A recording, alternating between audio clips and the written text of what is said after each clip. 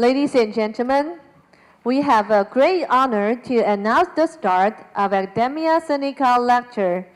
Today, our invited lecturer is Dr. Bruce Beutler. Before his lecture, President of Academia Sinica, Dr. Chi-Hui Wong, will give us the opening remarks. Now let's welcome President Wong.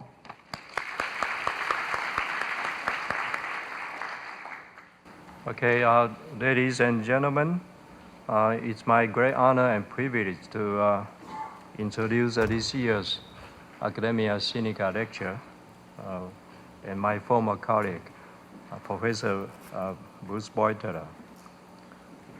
Bruce is currently the Regental Professor and Director of the Center for the Genetics of Host Defense, University of Texas Southwestern Medical Center. He is a well-known immunologist and geneticist. He received the 2011 Nobel Prize in Physiology or Medicine for his discovery concerning the activation of the innate immunity. Specifically, he discovered an important family of receptors, particularly the Toll-like receptors in the immune system that allows mammals to sense infection and trigger a powerful inflammatory response. I think this important discovery, probably most of you are aware of, has led to the development of new medicines as an anti-inflammatory agent to target the signaling of Toll-like receptor, TNF, and LPS. Bruce received his undergraduate degree from the University of California in San Diego in 1976, and his MD degree from the University of Chicago in 81. After 2 years of residency at the University of Texas Southwestern Medical Center, he became a postdoc fellow and then an assistant professor at the Rockefeller University, where he was the first to isolate and recognize TNF in mice as a key component of the inflammatory response.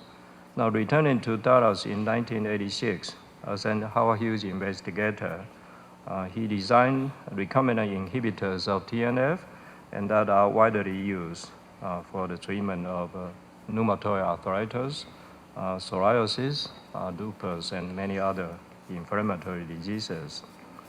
He also used TNF as a phenotypic endpoint to identify the receptor for bacterial lipopolysaccharide, the so-called LPS, and found that the Toll-like receptor 4 acts as the membrane-spanning component and signaling core of the LPS receptor complex.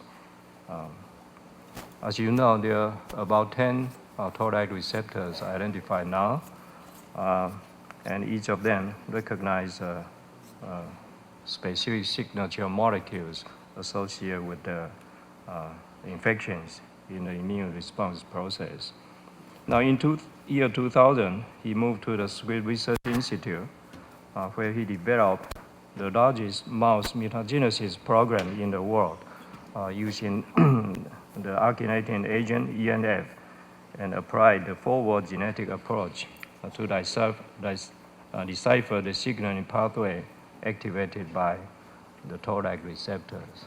And I just learned that he is able to immediately identify the cause of the phenotype. I think that has been the problem in our academy because we had the ENU before, and I remember that our scientists always have problem with the identification of the genotype from the phenotypic phenomenon of the ENU outcome. Now, he also identified many other signaling molecules associated with the immune system. Now, before he received the Nobel Prize, his work was actually recognized by many honors, including, for example, the Shock Prize in 2011, the Boltzmann Prize in 2007, and the election to the National Academy of Science and Institute of Medicine in 2008, and of course many others. So he will give 2 lectures during his stay in Taiwan. The topic of his lecture today is real-time identification of induced point mutations that cause phenotype. And his second lecture will be delivered on Monday, February the 9th, at Taiwan University. I should also mention that this lectureship is sponsored by the Foundation for the Advancement of Outstanding Scholarship. So thank you very much for joining us for the lecture today. And before Bruce gives his lecture, I'd like to invite him to come to the stage to receive a special gift. So ladies and gentlemen, Professor Bruce Beutler.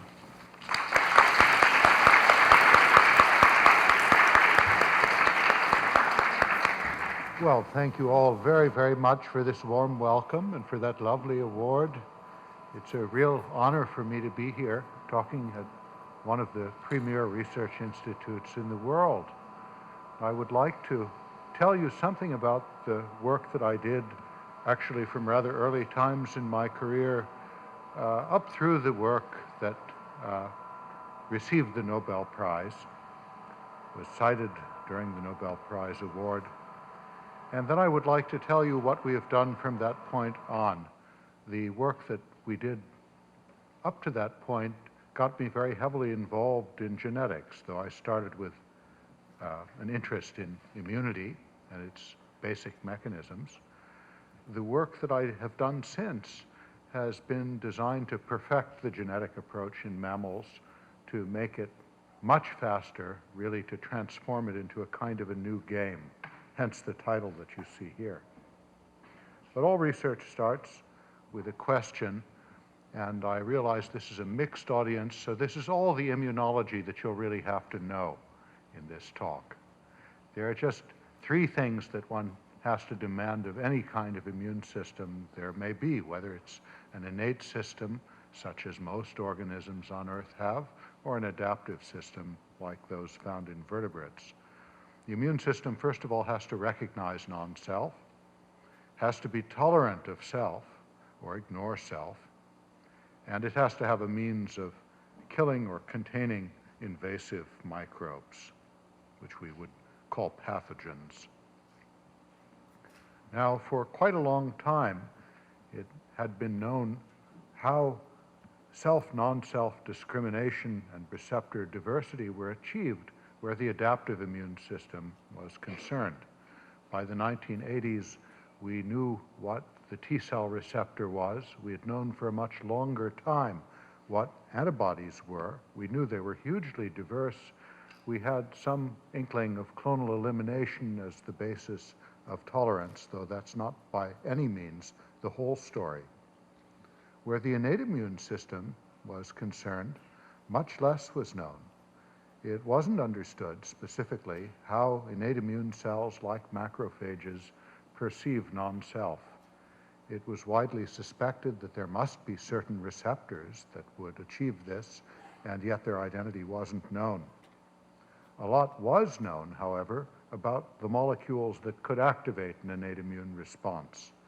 It was known that lipopeptides could do it, that nucleic acids could do it, poly-IC, for example.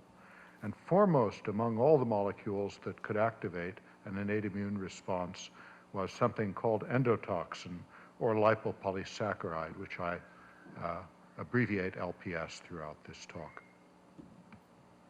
The story of LPS went back more than 100 years to about the year 1890, when Richard Pfeiffer, a German army surgeon, was billeted in Berlin and came to work with Robert Koch, who of course was one of the most celebrated of the early microbe hunters.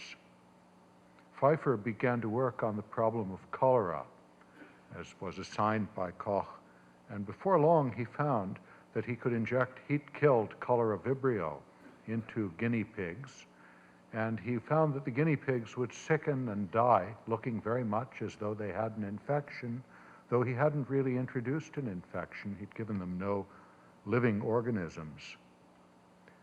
He found also that he couldn't culture any of the microbes from the peritoneal cavity, and he coined the term endotoxin to describe the toxic principle associated with the heat-killed color of Vibrio. He didn't make any steps toward actually isolating this substance. He believed it was associated with the body substance of the bacteria, as he called it, didn't recognize, as was known later, that it was on the surface of microbial cells. He noted that it could cause fever, inflammation, shock, and sometimes death. If we fast forward several decades, a lot came to be known about lipopolysaccharide, or about endotoxin, we should say. It was found first to be something associated with the surface of bacteria. Then it was identified as a structural component of the outer leaflet of the outer membrane of gram-negative cells. It was amphiphilic, had a polysaccharide chain and a lipid A moiety, the latter being the toxic part of the molecule. By the 1970s, several LPS molecules had been studied structurally and were understood perfectly well in absolute detail. And by the 1980s, lipid A was synthesized artificially, and it was shown to do just about everything that Pfeiffer had observed 90 years earlier. Today, we might draw a typical LPS molecule like this. You can see it has a trailing chain of sugars leading off into the medium. It has a KDO moiety for ketodeoxyoxulosonic acid, this disaccharide at the bottom, and it has several acyl chains, including some that are linked by acyl-oxyacyl bonds. Those are critical for the toxic effect of lipid A, at least when it's applied to mammalian cells. Richard Pfeiffer is a very obscure personality in biomedicine now, but during the course of his life, he was nominated 33 times to receive the Nobel Prize in Physiology or Medicine. And one might wonder why, and the answer is rather simple. He had found something that was medically important, extremely important in the sense that probably even today, hundreds of people die each and every day of endotoxic shock, a severe systemic inflammatory response caused by gram-negative infection. This is a child with meningococcal septicemia, and you can see a lot of the features of endotoxic shock here. There's bleeding into the skin caused by a consumption of coagulation factors in the blood. The child is intubated because the lungs tend to fill with fluid and lose compliance, and so breathing without assistance is impossible. You can imagine that there's a lot of injury going on to the kidneys, to the adrenals perhaps, to other organs. Endotoxic shock, as I just said, is a systemic form of inflammation. And when one thought about it, even as late as the 80s or 90s, it had to be said that the origins of all inflammation were relatively obscure.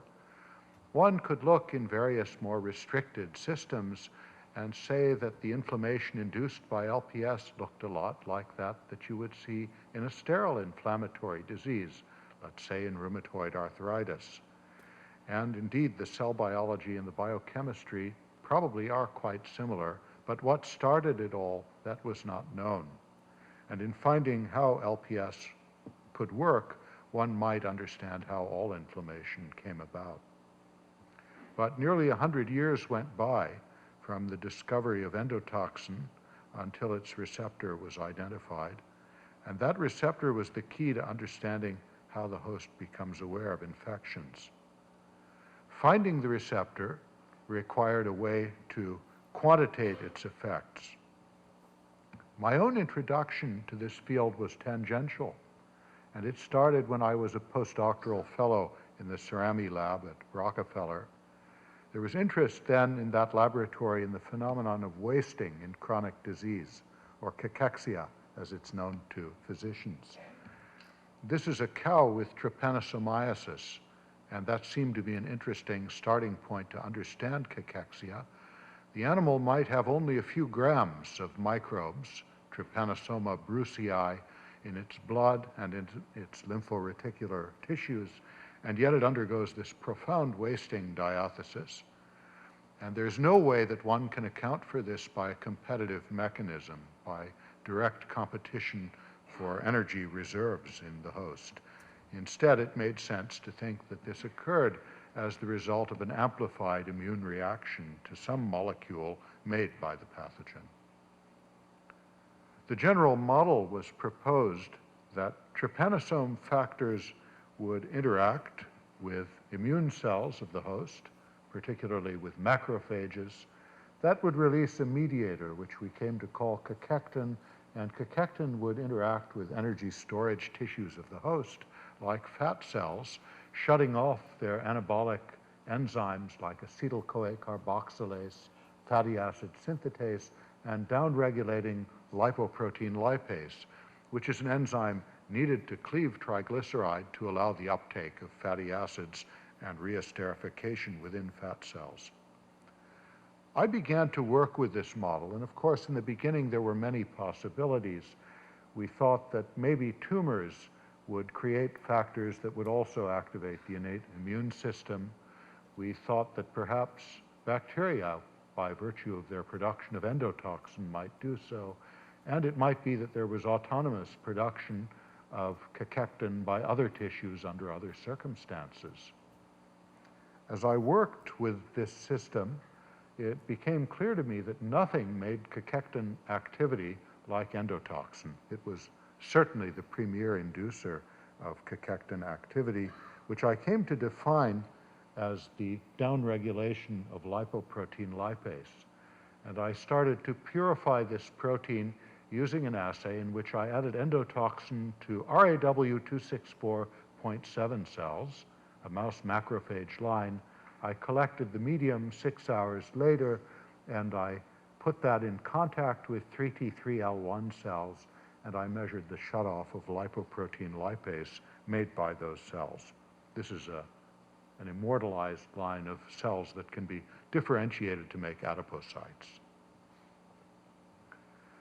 After about a year of this, using a rather typical classical separation protocol that I developed, I wound up with a single band on a gel that weighed 17.5 kD. I had to go through this exercise a couple of times because the first approach created an amino-terminally blocked product. But finally, I got an N-terminal sequence, and for a while I believed this was a new, unique protein. But after about a month, I realized by doing a direct comparison on the sequence of human TNF, which had just been published in Nature, that I had the mouse ortholog of TNF, at least in all probability. The two molecules were very similar, and human TNF, when I managed to get hold of some, had the same biological activity. It would shut off the expression of lipoprotein lipase in mouse fat cells. This was immediately very exciting to me because I realized I knew something that nobody else did. Tumor necrosis factor was isolated by a very different method, and it had a different story behind it. It was a factor that was defined by its ability to cause the hemorrhagic necrosis of tumors in vivo. And it could also kill by apoptosis tumor cells, immortalized tumor cells, in vitro, especially if protein synthesis were blocked in those cells. However, it was known to be made by macrophages in response to LPS, and I wondered why these two very disparate activities emanated from TNF, and specifically I wondered if these two activities ascribed originally to LPS all were mediated by TNF, maybe all the effects of LPS might be mediated by TNF, including the lethal effect. I administered recombinant cachectin to mice, and I found that 20 micrograms of the material would cause the mice to undergo a kind of vasomotor collapse. They would have diarrhea, they would die. They would look very much like endotoxin poisoned animals, where denatured preparations of the same protein wouldn't have that effect. And this being in the pre-knockout era, I blocked TNF activity with an antibody that I raised in rabbits, and then challenged mice with various doses of LPS, measuring the lethality of LPS in the passively immunized and in control immunized mice. And I found that the dose lethality curve was significantly shifted to the right, suggesting that this was at least a major mediator of endotoxin action, though probably not the only mediator. The importance of the TNF work was as follows. We'd moved far beyond the old days in the 18th century or so, when people realized that putrefied organic material was toxic, and beyond the fact that bacteria, even heat-killed bacteria, could cause toxic reactions in mammals. We'd moved beyond the purified product of bacteria, LPS, and we now knew of a protein mediator elicited by LPS that was synthesized in the host and that could cause injury to the vasculature and lead to shock. This protein seemed the ideal endpoint to follow in understanding how microbes were sensed by the host. By the year 1990, a fair amount was known about how LPS worked, in certain sense at least.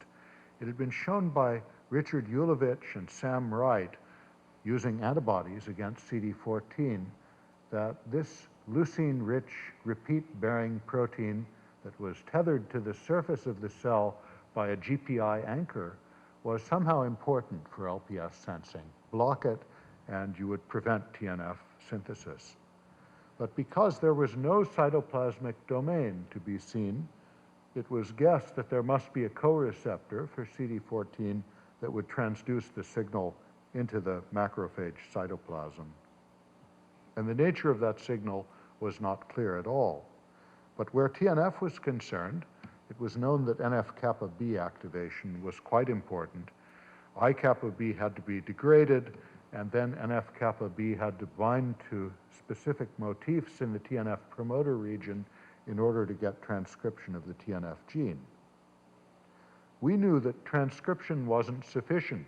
The mRNA, once made, was locked in an untranslatable form, and today we would say it was probably in P bodies, and it wasn't accessible to the ribosomal apparatus. So still another signal was necessary in order to get translation, and then the TNF precursor could be made, processed, and secreted, and you would have measurable amounts of TNF. So the big question here was, what is the receptor? That was at the heart of everything. And the answer to that question we approached in several ways, using biochemistry, using expression cDNA cloning, using insertional mutagenesis. We spent several years looking for what was wrong, but we never found an answer, and ultimately we turned to a pure genetic approach because it had been known for some time that there were two substrains of mice, each with a separate control strain, that independently had acquired mutations that prevented the response to LPS entirely. And it was also clear that the mutations in those strains were not affecting CD14 per se. It was expressed normally, and the mutations mapped to a different chromosome. The existence of those mice suggested that LPS was sensed in a very specific way. When I started medical school, people taught us that LPS probably was an ionophore and allowed leakage of ions into immune cells and thus activated them promiscuously. It seemed instead that there must be a single receptor, presumably, and a single pathway for LPS responses.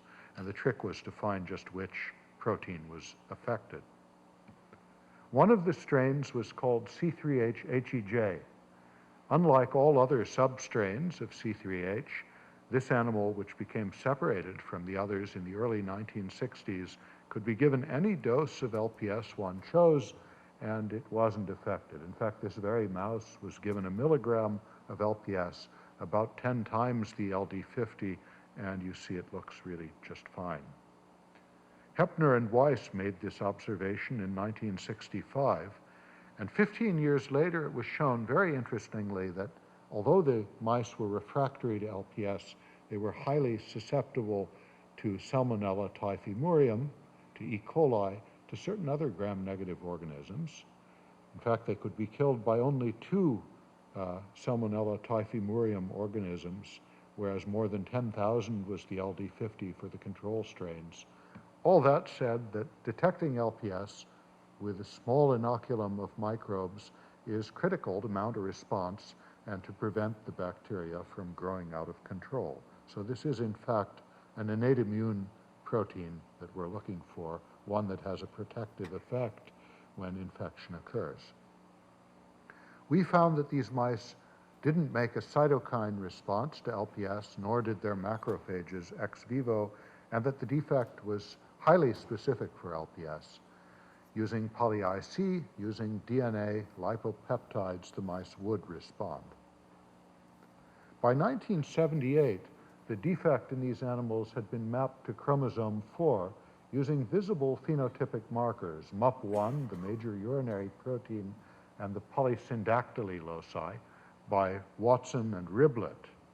But there the problem stopped. No one could move much further because there weren't molecular markers to use in positional cloning, and that was all a distant dream. Also in the same year, in 1978, an independent strain bearing a mutation that was determined to be allelic was identified. These were C57 black 10 SCCR mice. If you crossed them to C3H-HEJ mice, the offspring were completely refractory to LPS, indicating that the same gene had been hit. There are 2.7 billion base pairs in the mouse genome, and that was the great problem that confronted us. We had to figure out exactly which one, and it might have been only one, was affected in the C3H-HEJ mouse, the one we chose to work with. I won't go through positional cloning for those of you who are unfamiliar with it in any detail, except to say it went through 3 phases in those days. First was the genetic mapping phase. You had to try to circumscribe your phenotype to a point on the chromosome between 2 physical markers. And in the end, we were able to do that. When we began, there were only 11 markers on the whole chromosome, and we first mapped the phenotype to a point between these 4 markers and this one distal marker, and then we found new markers and got it down to a range that we believed was only about 2.6 million base pairs. We know today it was about 5 million base pairs, and that was the largest interval anyone ever tackled in the mouse at that time. The second stage was the physical mapping stage. One had to clone all of the DNA spanning those 2 markers, and this we did using bacterial artificial chromosomes. And you have to realize that all this area was terra incognita. Nobody knew the gene content of that area. So the third phase of positional cloning consisted of trying to find all of the genes, trying to treat each one of them as a candidate in turn and to look for a mutation. That last phase occupied about 3 years of work for us. And by August of 1998, as we had begun in 1993, we had found only a collection of pseudogenes and part of one intact gene, starting at the center and moving out bidirectionally. And we had explored 90% of the region. We were feeling extremely nervous at that time, because it was always possible that a mistake had been made with the genetic mapping. One mouse mistake could be enough to put us out of the region, and we worried very much that we wouldn't be able to find the mutation at all. Nonetheless, we kept sequencing, moving toward the 5' region of the interval. And one evening, I was doing blast searches in my study at home, as I did every night, and I found a powerful hit with a new gene that was called toll-like receptor 4, a strong hit with an EST from TLR4. A few minutes later, a second hit, and then I knew for sure this wasn't a fluke of some kind, that the gene really was in the interval. And I began to get more excited as I read a bit about toll-like receptor 4. I was confident that it had to be the gene, if for no other reason that we had gone through almost all of the interval, and this was the only authentic gene we had found. But there was more to this story. Remember, CD14 had leucine-rich repeat domains, and this new gene, TLR4, also had an ectodomain that was made of leucine-rich repeats. And it was a transmembrane spanning receptor. And it made sense to hypothesize that maybe LPS might be transferred from CD14 to the new receptor by apposition, and then signaling could cross the membrane. The cytoplasmic domain of TLR4 I saw immediately was very similar to the cytoplasmic domain of the interleukin-1 receptor, which was known to have the capability of activating NF-kappa B. However, it bound a cytokine mediator, and here we had to hypothesize that LPS was the ligand involved. There was also another reason to be very excited about this candidate. That was the fact that the namesake of the family of toll-like receptors is toll. That was a protein named by Christiana Nusslein-Volhart and her colleagues, who studied the role of this receptor in development in the fruit fly. And in fact, she received the Nobel Prize for finding a total of 12 proteins that were involved in toll signaling, including a protein ligand called Spätzle. And these proteins were involved in the embryo of the fly in specifying dorsal and ventral structures. However, in 1996, Jules Hoffman and Bruno Lemaitre found that toll had a double life in flies, and in mature flies, it was required for the innate immune response to fungal infection. So in flies that had a mutation in Spätzle or in toll itself, inoculation with Aspergillus fumigatus would lead to overgrowth of the fly with fungi, something that was clearly analogous to the situation in the mouse, where a mutation in TLR4, so it appeared, would lead to susceptibility to gram-negative infection. So mice could be overgrown with Salmonella typhimurium, as I've mentioned.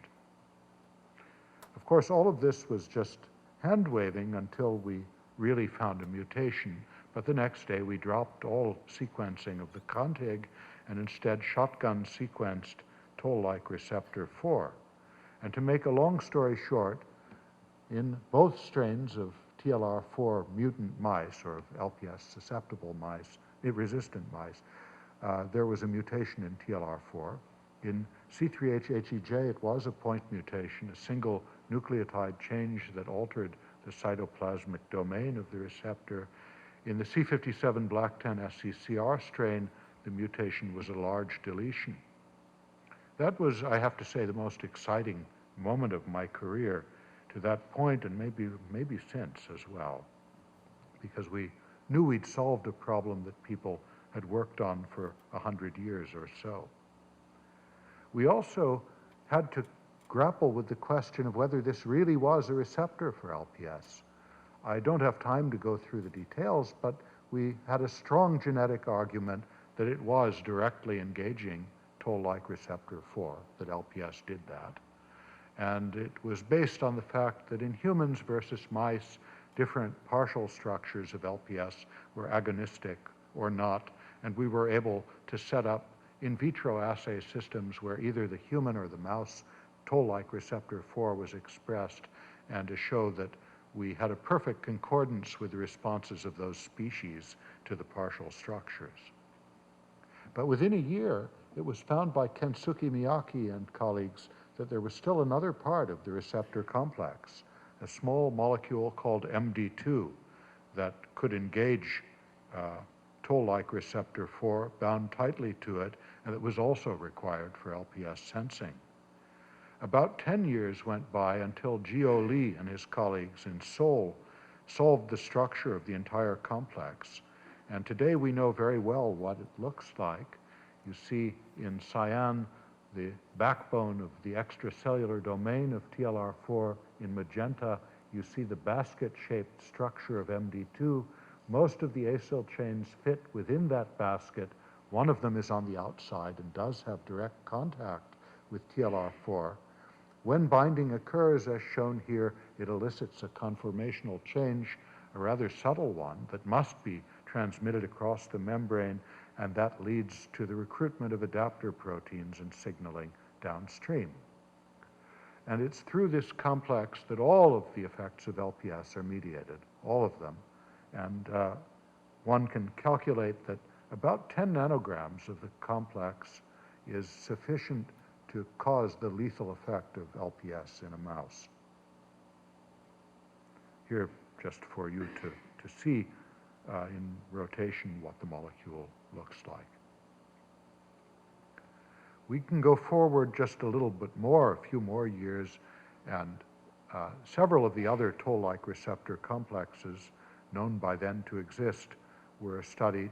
I might say that Shizuo Akira did an enormous amount of work finding what each of the toll-like receptors recognized, as it was guessed that each would be specific for a different signature molecule of microbes.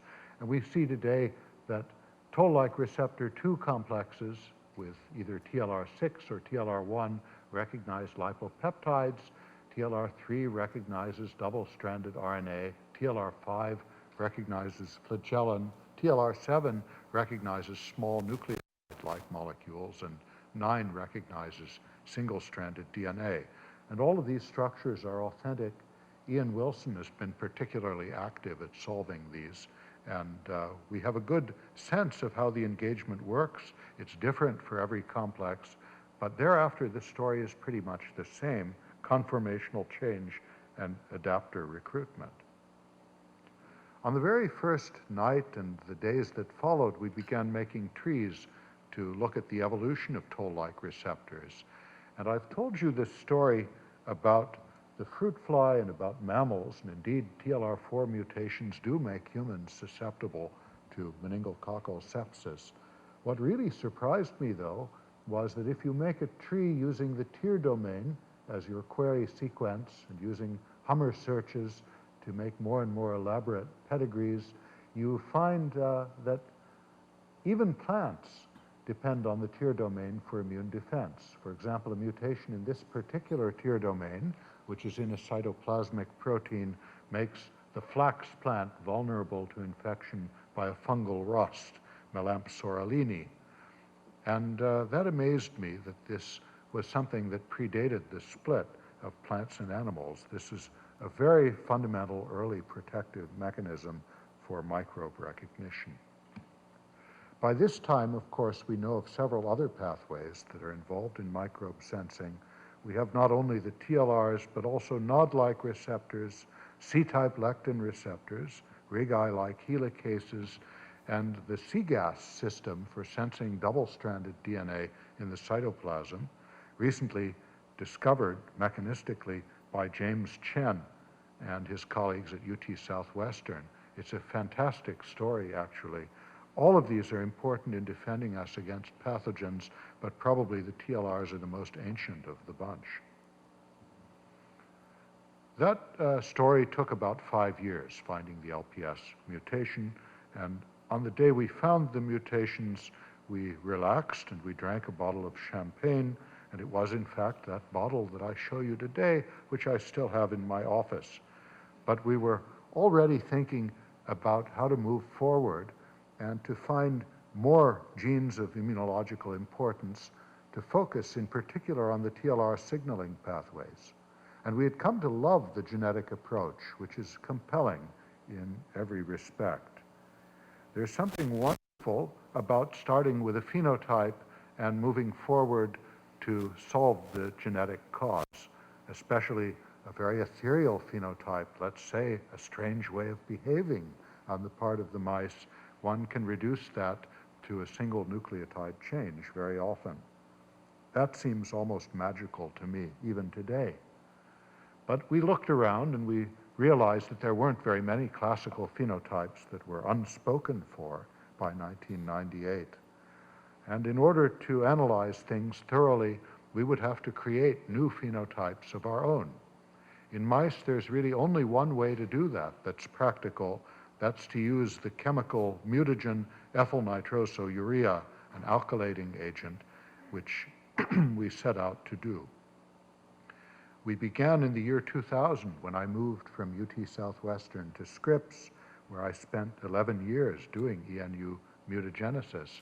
And I started it with a feeling of confidence that things would get easier, as there were whispers already in 2000 about new sequencing technologies that were just on the horizon.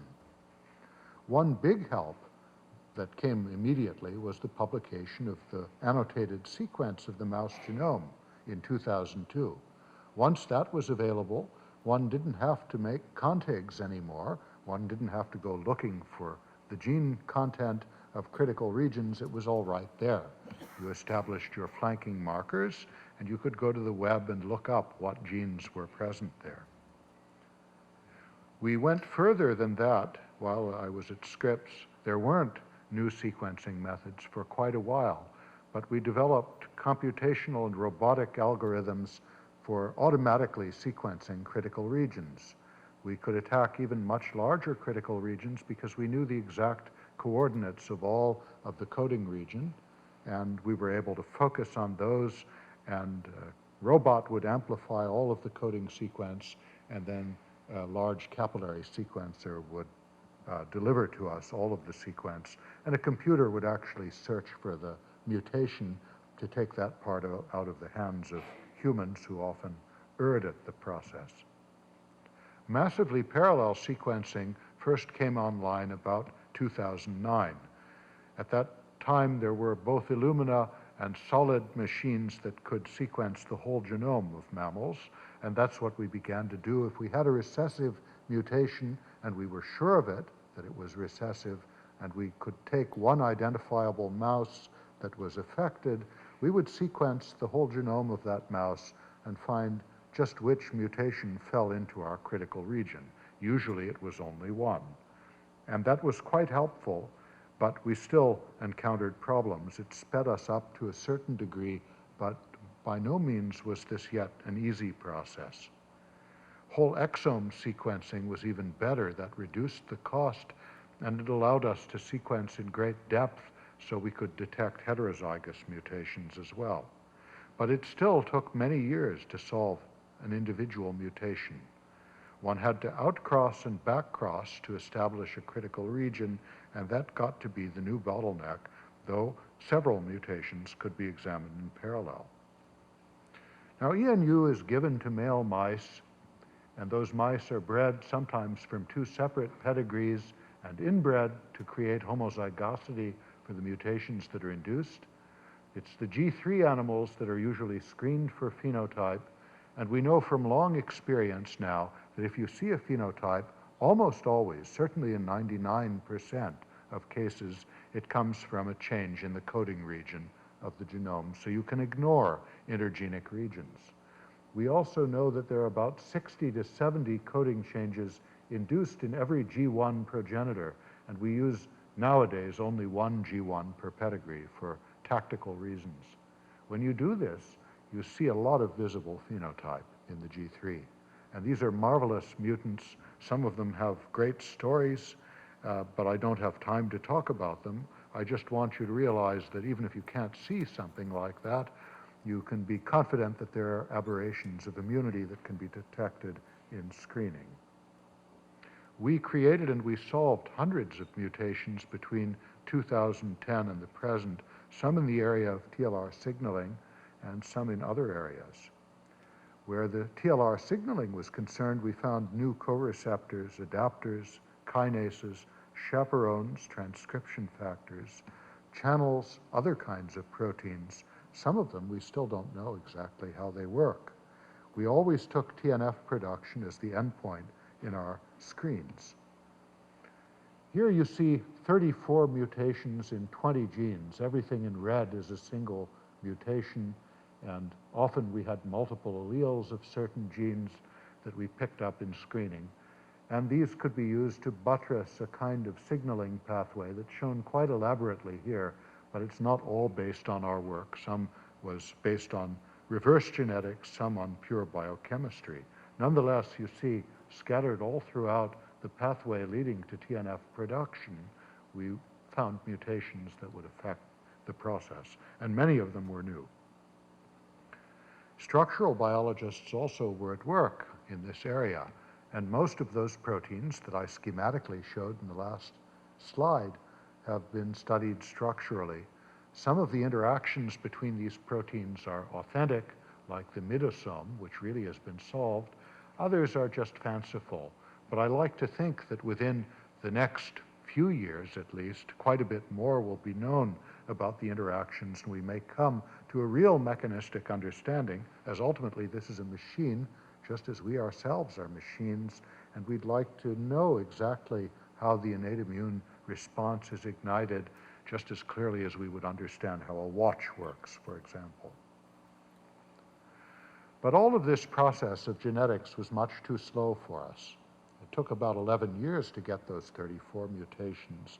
And by 2011, when I left Scripps to return to Southwestern, it was already clear that the new bottleneck in finding mutations in the mouse was at the level of genetic mapping. One had, as I say, to outcross a homozygous stock to a different strain that had genetic markers one could follow, and we usually used a closely related strain like C57 Black 10J. And then one would backcross to the affected mutant and map laboriously, and a new approach was needed if we were really to proceed at high speed. I wanted something kind of magical, and the best way I can express what I was after is with this slide. We wanted something akin to Google glasses, whereby you could look at a large collection of mice, all from a single family, and even if the mutation weren't obvious, like the one I'm showing you here, it would tell you these are the affected mice. These are the ones that carry the phenotype. And not only that, but this is the gene. This is a mutation in SOX10. It occurs at these coordinates. This is the protein change. This is the domain that's affected. It's a human ortholog. It has a human ortholog. And not only that, but here's the structure. This is what the mutation does. And then all at once I realized that this is really possible. And we set about to make such a system that would actually let us do that. I can say now that it's a reality in our lab, and at present, when a phenotype is recorded, the cause is known within approximately 1 hour.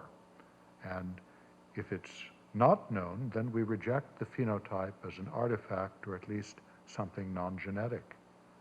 In fact, a human doesn't declare the phenotype anymore at all. A computer declares the phenotype, unless it's a visible phenotype.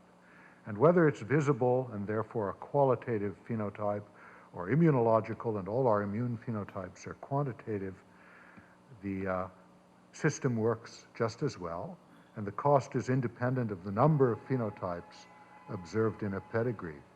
And very often, I'll tell you, there are multiple phenotypes that emanate from a pedigree. Importantly, we don't need 100% penetrance to achieve mapping. It can be partially penetrant, or it can be partial in its effect. And the approach permits actual direct measurement of saturation, tells us how much of the genome we've destroyed, rather than giving us some kind of probabilistic estimate. It also lets us exonerate genes. We can say with confidence that hundreds, then thousands, then eventually most genes are not involved in the phenotype that we've chosen to study. Even seasoned experts in positional cloning are mostly not aware of this method because it's quite new. We just published it recently, and I will tell you now how it's done. It's based on the premise that if you know all of the mutations in a pedigree, then an outcross using additional markers isn't necessary to localize the causative mutation. It can be found immediately if you've pre-genotyped all of the mice. That's the trick. That's all there is to it. And of course, the computational part was a little bit difficult to arrange, but I'll show you how that works as well. So these days, we make G1 mice exactly as I'm showing you here. We ENU treat either 1 or 2 G0 males, And in one case, we breed to a black 6 female and take the daughter and then breed it to a different G0 male.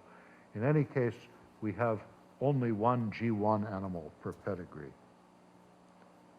And then we whole exome sequence all of the G1 mice that are produced, and we produce them at the rate of approximately 40 per week.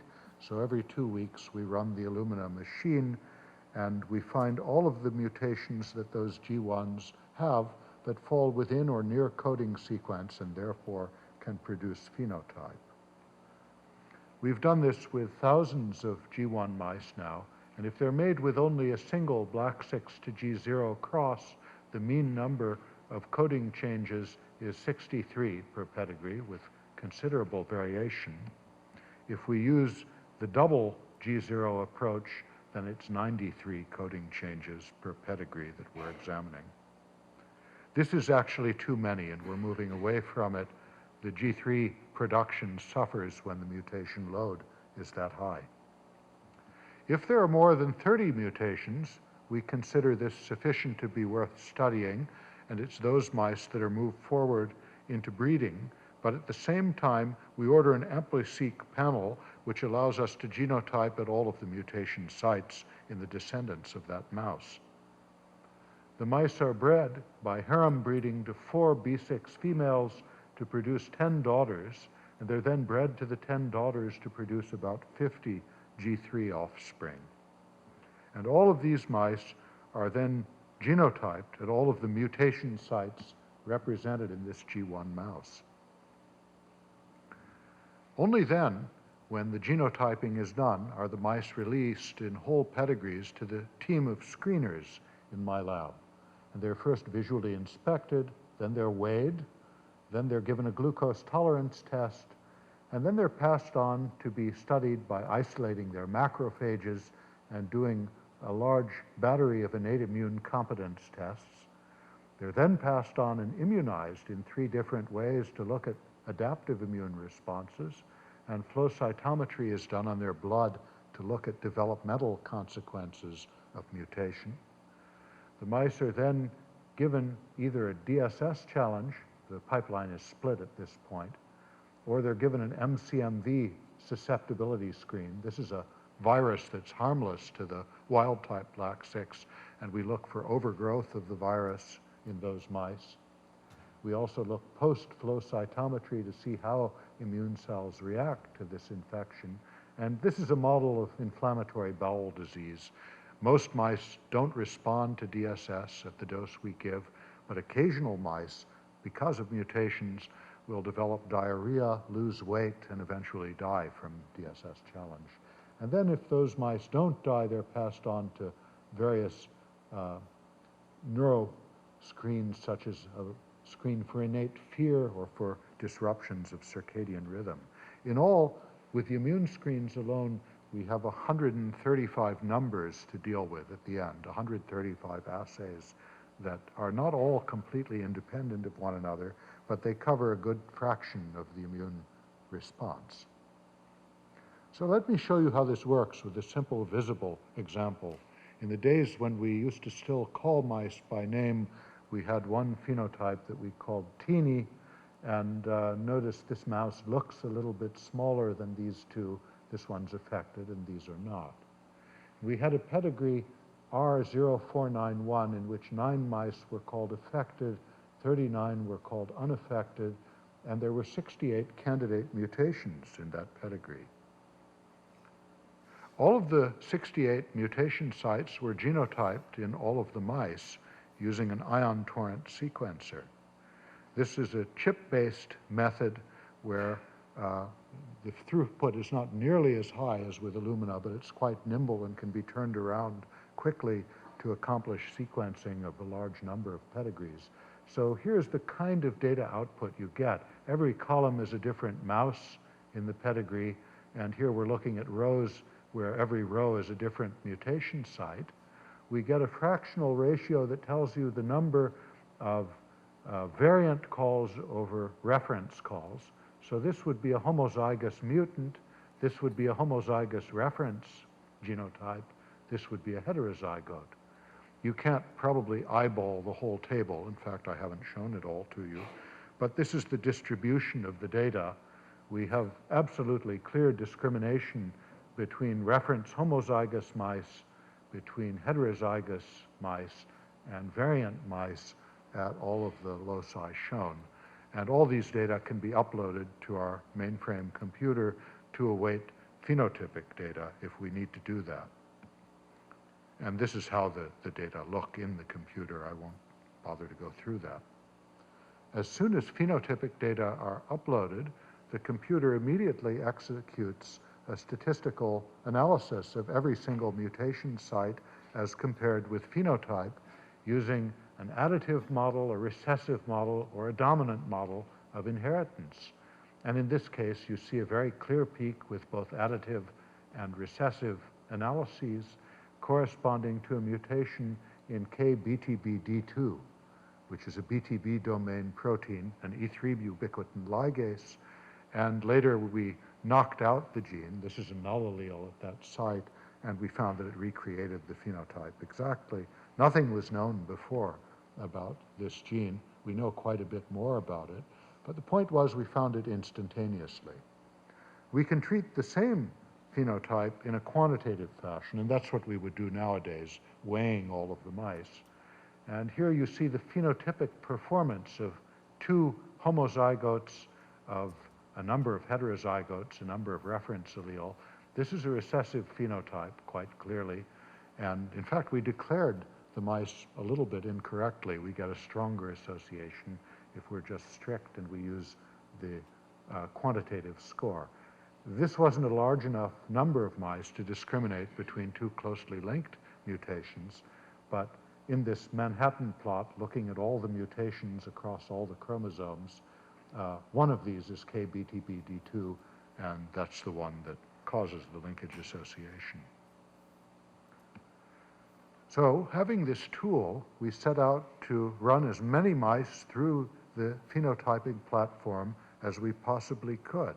And as of a few days ago, I looked at the numbers, and we have now investigated 51,625 mutations that change or can change coding sense. Those fall into 16,132 genes, and all of those have been tested in screening.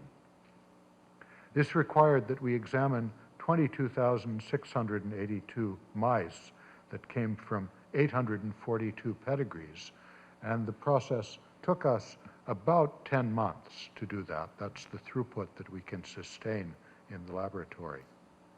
It's interesting to note that the 51,000-odd mutation sites were queried by the computer 3.3 million times in order to look for statistical associations in all of the screens and by all of the three linkage models, dominant, additive, and recessive. We know that about 15% of the genome has been mutated to phenovariants and tested in the homozygous state 3 times or more, which we take to be a pretty good stringent search for associated phenotype. If we've looked with one mouse and it shows a linked aberration, we don't really trust it. 3 mice that show linkage, that we do trust. And it doesn't even have to be extremely strong linkage with any one to give a strong phenotype with 3. We looked at adaptive immune screens alone because adaptive immunity has been quite well studied, and we found a total of 56 known genes that were known to be required for immune development or function that were struck and that were identified in our screen. But more notably, along with those, there were hundreds of genes that were previously not known to be associated with adaptive immunity, and these, some of them have been confirmed, but not all. What we can conclude right away is that a very large fraction of our genome is needed for immune defense, and that we might have suspected all along, but perhaps more of the genome than anyone suspected is required for immune defense, and many of the proteins that are involved are also involved in development, in vesicle transport, in all kinds of other processes that we don't associate with immunity yet they're still critical for immunity in some way. Now, it's important for us to be able to parse all of these mutations. This is a growing database. We expect to make millions of mutations and keep them under surveillance over a period of years. So we wrote a program called Linkage Analyzer to run the software, and I believe this has been renamed now Linkage Explorer. But in brief, we can look by gene, if we wish to, by any screen that's of interest to us that we're performing, by mice or by phenotype names. We can restrict the search by the type of mutation involved, whether it's a null allele or a missense allele and its predicted effect on the protein. We can restrict it by the number of homozygous variants that are found in the pedigree, by pedigree size, by the p-value that we insist on in order to consider it relevant. We can also look for the number of linkage peaks, and we can insist on on having examined it both with raw and with normalized data. And just to show you an example of how this program works, we might decide to look at all genes, but we restrict by things that involve the string CD8, so we're looking at CD8 lymphocytes, and we insist on a 0.002 p-value, both raw and normal scores. We only tolerate one peak with at least one log difference to the next peak above the Bonferroni correction line. And then we can go forward, and I'll simulate for you clicking submit. And what we get then is a list of genes, as you see here by the gene symbol name in that column, the coordinates of the mutation site. Some of the gene names are known to immunologists in this audience. This is Thymus, which affects the number of CD8 cells. Others are unknown, like SNRNP40. I bet nobody knew this spliceosome factor was important in immunity. We also get an estimate of what effect the mutation has. Here we're looking at the screen in which the score occurred, and here we find the number of reference allele, heterozygote, or homozygous mutant alleles. And in these columns, you see in red those mutations that satisfy our p-value demand. Here we have one that's pretty strong.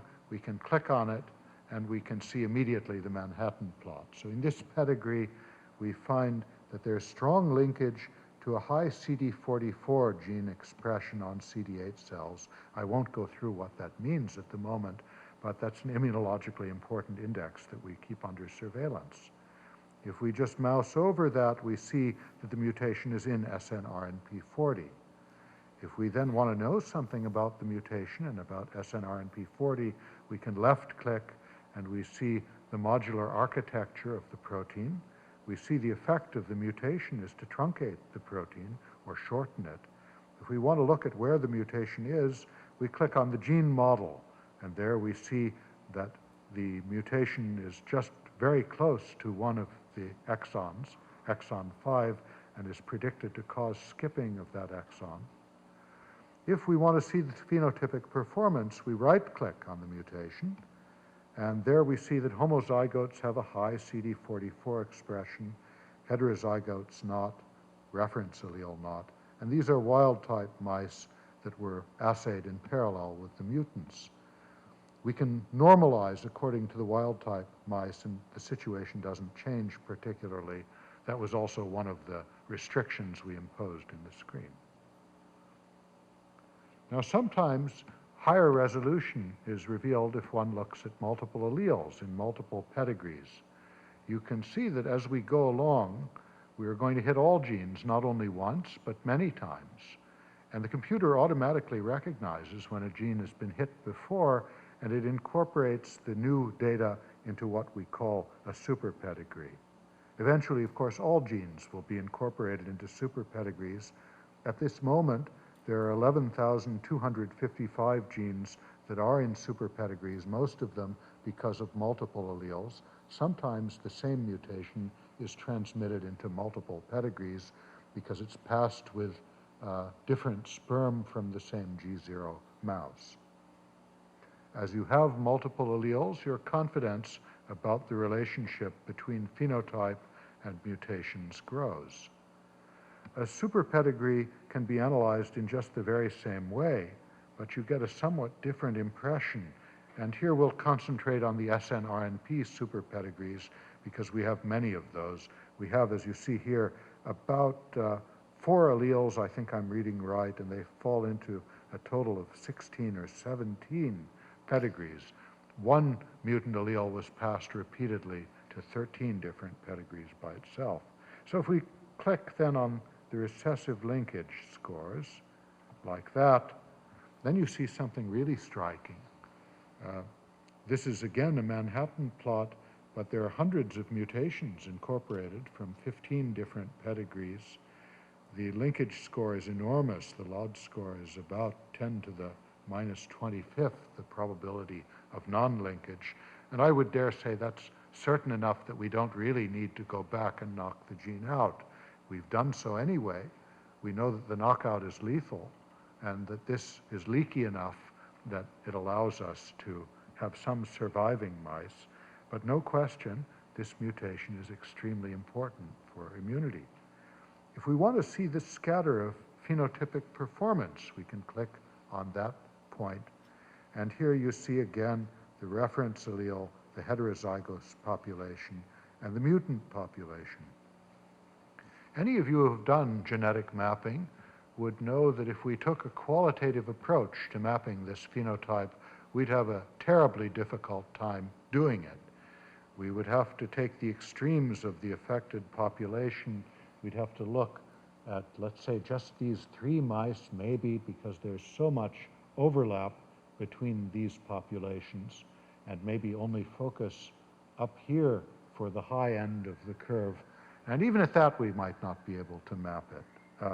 But as you've seen, there's no question that this is the causative mutation, and we didn't have to do any special mapping at all. It just falls out of the pipeline that we're executing here. So when all is said and done, my first experience with positional cloning was that it took 5 years for my whole group to do it. Now it takes about 1 hour. In the old days, we could solve 1 phenotype in 5 years. Now we solve 1 to 2 phenotypes every single day. And that is something wonderful, to come to the lab knowing that there may be something absolutely new that nobody has ever seen before, and you know the genetic cause, and you don't have to wait for it. We're now limited, in another way of putting it, only by the rate at which we can generate mutations and perform screens. And at present, that means about 600 G3 mice per week, and about 1,400 mutations can be analyzed thoroughly per week. And many of them, like 0.5% to 1%, cause phenotype in the large body of screens that we have. So we're drinking from a fire hose here, in a way. And one has to hope that having all of the mutations, or at least many of the mutations that are able to affect a biological process, will be able to make sense of it more quickly than we could in the past. I want to emphasize this is not systems biology, this is genetics. It's just fast genetics. We can project that we'll be able to destroy the majority of genes and keep the phenotypic consequences under surveillance within about 3 years' time. And then we should know what most of the genes are that are required for an immune response, at least as we define it. I'll say by way of caution again that immunity is way larger than our screens. We're not looking at everything, but we're looking at a good chunk, and at least that part is under control, what we choose to look at. What will all this knowledge do for us, and what do we understand already? Well, we know how the immune system sees microbes during the first seconds and minutes after inoculation occurs. It's always been thought, or for a long time been thought, that it's not infection per se that kills people, it's the body's reaction to infection. We might imagine that with clever ways of blocking the immune response, we could mitigate injury while at the same time keeping the infection in check with antibiotics. And it remains to be seen whether that really is true, but in my opinion, that's still a valid way to go. There are lots of immune deficiency diseases out there that we still don't know the cause of. This is the classical bubble boy who had an ADA deficiency. I use him just as an example. Should be that we find most of the candidates within the next few years, at least where severe combined immunodeficiency is concerned. We ought also to be able to design better vaccines than ever before, using discrete molecular targets instead of nebulous things like alum, which nobody understands to this day how they work. We should be able to tailor vaccines for individual microbes, perhaps, and have lower toxicity than existing vaccines. And the greatest gain to be had might come in the area of autoimmunity. Something like 12 to 14% of all of us will at some time in life develop an autoimmune disease. Here I've shown just SLE and rheumatoid arthritis. These may be polygenic disorders, although some of them may be monogenic. And I haven't shown you, but we have a solution for finding at least 2 genetic contributions that have synergistic effects. That's a part of our program already. And some things do begin to fall out of that. Could surprise you to know that when you use a discrete mutagen like ENU that only makes about 70 coding changes, that you do find non-Mendelian effects, but you do. And I think that results from the fact that there are so many potential protein interactions in vivo that actually hundreds of millions of binary interactions, if you go just by the number of genes, that even with 70 mutations per pedigree, it's not uncommon that you find multiple effects. I didn't do all this work by myself. I did have a rather small group when I did the work that led to the LPS gene identification. And in those days, Alexander Poltorak was certainly the real hero of this story. He worked all 5 years to track down that mutation. I had help from Betsy Layton, who worked in the laboratory in those days, and she's now our administrative manager, Christoph van Uffel, and Irina Smirnova as well.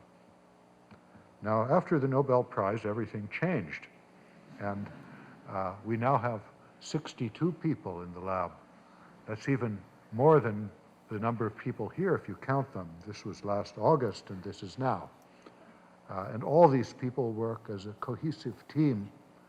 Some of them make the mice that have mutations. Some of them sequence and genotype all of the mice. Others screen the mice. Some do the computational work and wrote the programs to make instant analysis possible.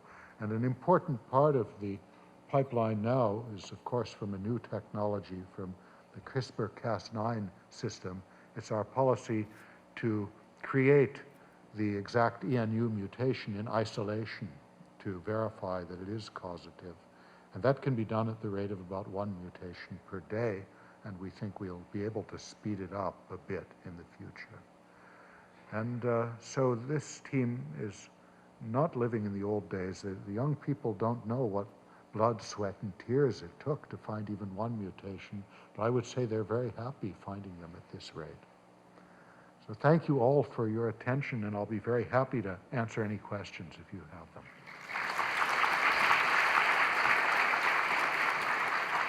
Thank you very much, Bruce. Wonderful work and remarkable history. Yeah. Okay. Yes, very nice work. I have 2 questions. One is that since you have such efficient way to find new mutations, so how do you know when you hit saturation? Yeah, so you have accomplished that work. That's question number 1. Let me answer that first, since I'll forget the first one if you ask the second. It's a very good question, and here's what we do. First of all, we can see overt null alleles quite plainly, premature stop codons or critical splice junction mutations. And we consider all of the overt nulls to be contributing to saturation. And that's clearly an underestimate of how much genetic damage we've done.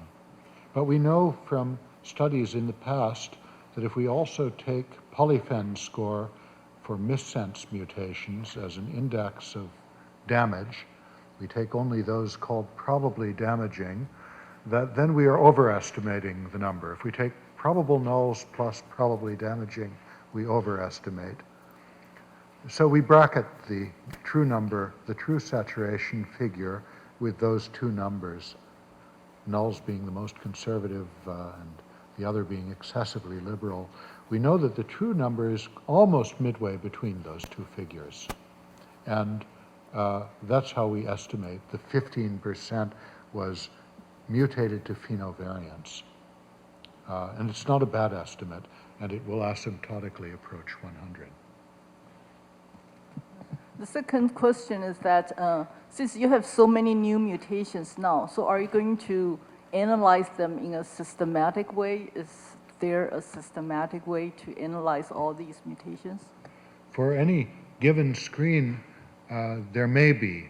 If we imagine that we really know all of them, which we don't yet, then of course sometimes you have domain associations that create obvious things to look at. At present, we're not at that stage, and so we tend to look with particular interest at mutations that lend themselves to hypotheses, and we can test those hypotheses quite directly. We, of course, give priority to things that are new. We give priority to mutations that are lethal in the knockout state, but viable in the allelic form that we identify. And those that are tissue-specific may be of some interest, though I don't take that very seriously. And then there are some that just are very beautiful for the reason that they might answer a certain question. That's about how we approach. Okay. Enjoy your talk very much. I have two quick questions. One is, you mentioned about there's an important component called MT2 or MD2, which is part of the receptor complex. MD2, yes. Yeah. So in your ENU mice so far, or in spontaneously occurring mutations in the existing mice on Earth, have anyone ever found MT2 deficiency? No, not in our collection, at least not those that we've analyzed in this way, and no spontaneous mutation either that I know of. All right, so that has no genetic... That's not yet been hit.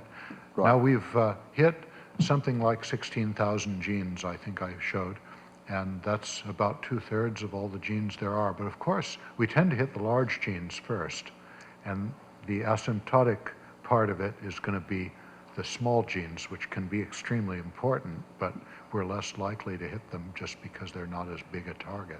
But MT2 is not part of that. When you're doing the positional cloning, you have two markers, and you're, it's not there. No, it's not there. It's on a different chromosome. Oh. My second question about the Salmonella, it kind of unclear to me whether the Salmonella sensitivity has been increased or is the same, whether the Salmonella sensitivity and the resistance to LPS, are these two things independent or correlated or causally correlated? They're causally related. So what could be the mechanism? Well, LPS did not evolve as a toxin to injure mammals. It evolved as a structural component of the bacterium to maintain the integrity of the outer layer. And because it had such an important role in that, it was conserved in all gram-negative organisms. And mammals seem to have seized upon that by developing a recognition mechanism that detects the LPS, even at very, very dilute concentrations, and sounds an alarm. I might mention that it's not absolutely unique to mammals, but other vertebrates have much less sensitivity to LPS. Now, why are mammals so sensitive that they die when they get overwhelmed by gram-negative infection, or at least have serious gram-negative bacteremia. You can die from that. My explanation there is it has to be very sensitive, and the system evolved to cope with micro-scale infections, like when you stick yourself with a thorn or you step on a sharp rock.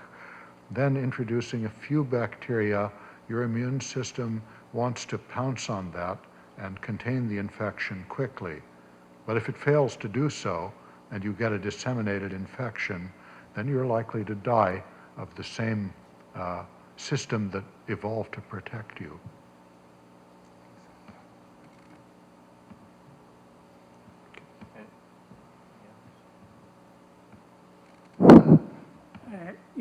In your method, you need the information from G1 mice to G2 mice and G3 mice. But from G1 mice to G2 and G3, that takes many weeks. Why do you say you can identify the mutation which cause problem in 1 hour? Well, from the time you see the phenotype or measure the immune characteristics to the time you know a causative mutation, that's 1 hour. So the production pipeline takes the time it always did, but as soon as you detect a phenotype, you know the cause. You know it's not just somewhere in the genome, you know even exactly which mutation it is.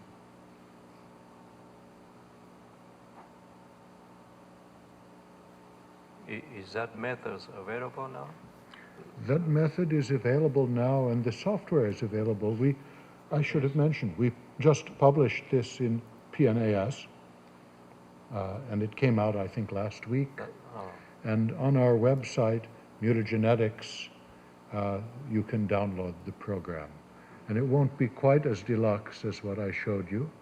It will make a PDF output of linkage, but eventually will make the entire system available online. Okay, there's one in the back. Thanks for the great talk, sir. I have a quick question, belongs to the first of your talk. Our advanced research area have produced a new foreign agents for us called nanoparticles. Unlike the LPS, it doesn't have any biomolecules on its surface. So how does the immune system recognize the nanoparticles and how the mechanism goes? Would you comment on that, please? Well, are nanoparticles recognized by the immune system? Do they always provoke an immune response? I was under the impression they were kind of inert. Is that incorrect?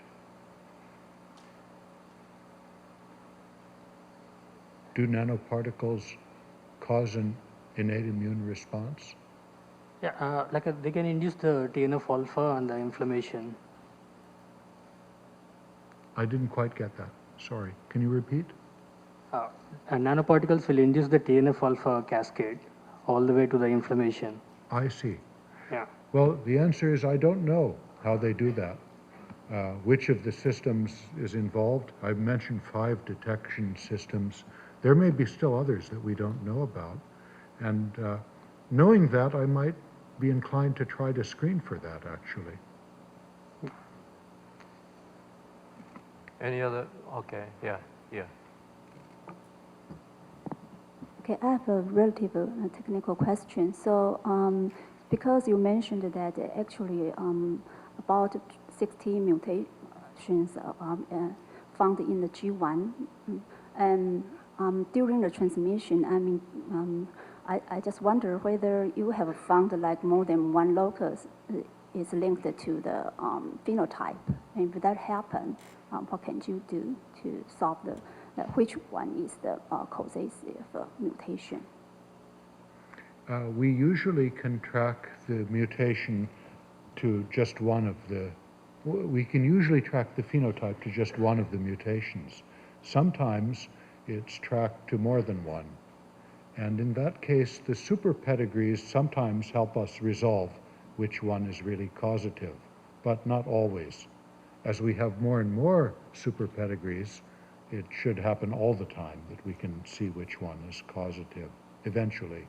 But if we cannot at present, then we make a CRISPR knockout, usually of the most likely one. And if that does not recreate the phenotype, we choose the other one, and we see whether it's causative. Okay, so if there's no other question, let's thank Professor Bruce Beutler again for the wonderful lecture. Thank you so much. Thank you.